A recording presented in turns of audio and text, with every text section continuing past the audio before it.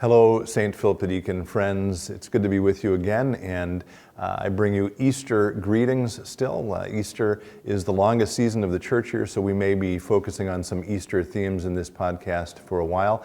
I wanted to share with you what I perceive as sort of an Easter story from a book that I've been reading recently. It's about Winston Churchill. I'm a huge fan of Churchill. I've got a number of his books. One of my favorites, and this is not the book I'm thinking of, but I'm holding it up because I happen to have it available, is called Churchill, The Power of Words, and it basically is his writings and speeches, or many of them, collected in a single volume. The book I've been reading recently, though, is by a gentleman named Erik Larson. The title is The Splendid and the Vile.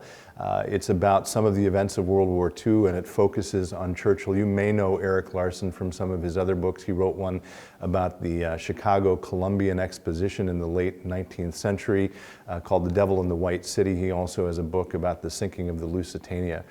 Anyway, in The Splendid and the Vile, he recounts, and it's interesting, I just got to this point, and it's a part of Churchill's story that happened around Easter weekend in 1941, and it happened in the city of Bristol. Churchill was actually going to the University of Bristol to confer some honorary degrees there, and the night before he was going to do that, Bristol, as happened throughout the war across the country, ended up being bombed in a devastating way by Germany. And yet, the next day, again, this is Easter weekend, 1941, they went ahead with this conferral of honorary degrees led by Churchill. And so it was a strange sight. The buildings were still in flames, they were falling down. People were coming to this event, some of the faculty in their academic robes with wet clothes on underneath their robes because they had been fighting fires.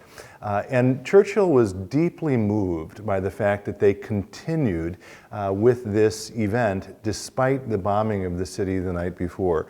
And so I want to read you a little bit, just a few sentences from an impromptu speech he gave. And again, he'd been traveling around the country and seen bombing before. People were always thrilled to have him present. He encouraged them, he gave them a sense of hope. And as he spoke to the people there in Bristol, he said, among other things, this. He said, "I see the damage done by the enemy attacks, but I also see, side by side with the devastation and amid the ruins, quiet, confident, bright and smiling eyes, beaming with a consciousness of being associated with a cause far higher than any human or personal issue. I see the spirit of an unconquerable people." And it strikes me that as Christians, with the hope that we share in the resurrection of Jesus, we also are people who have unconquerable hope. And I pray that that is a message that resonates with you during this whole Easter season. I started this by talking about the fact that I just came across this in a book I'm reading. And again, we're still sort of learning with this podcast, but it turns out that we have some books here at St. Philip the Deacon that, had we been gathering in normal ways, we would have been giving away over the last few weeks in places like new member classes and other types of classes.